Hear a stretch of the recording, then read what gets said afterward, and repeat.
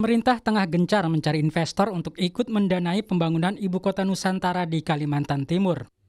Presiden Joko Widodo menawarkan peluang investasi IKN kepada para pengusaha Tiongkok.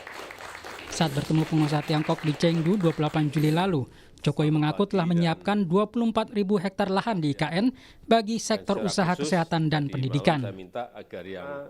Ini ada 34.000 hektar lagi yang sudah siap lahannya dan bisa dimasuki oleh investor untuk properti, untuk kesehatan, rumah sakit misalnya, untuk pendidikan, university, dan juga untuk infrastruktur.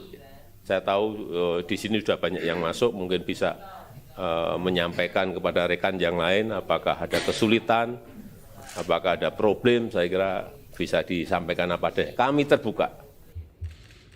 Sementara Menko Kemaritiman dan Investasi Luhut Binsar Panjaitan menyebut Indonesia akan bermitra dengan pemerintah kota Shenzhen, Tiongkok terkait perencanaan tata kota di IKN. Luhut berharap dalam 6 bulan Indonesia sudah mendapatkan desain dan detail tata kota. Menyangkut IKN, kerjasama dalam konteks perencanaan karena tata kota yang mereka Shenzhen itu sangat pengalaman ke depan, dan saya pikir dalam 6 bulan proses ini sudah selesai. Jadi nanti desain daripada kota ini semua akan nanti detail.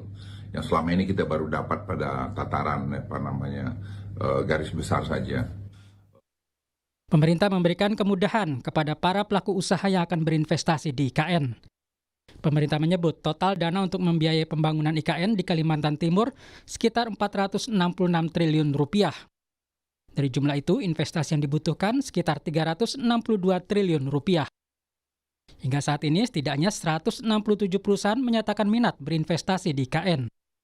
Untuk menjaring investor lebih banyak, pemerintah menawarkan sejumlah kemudahan, mulai dari perizinan usaha hingga pembebasan biaya masuk barang impor untuk pembangunan IKN. Tim Liputan Kompas TV.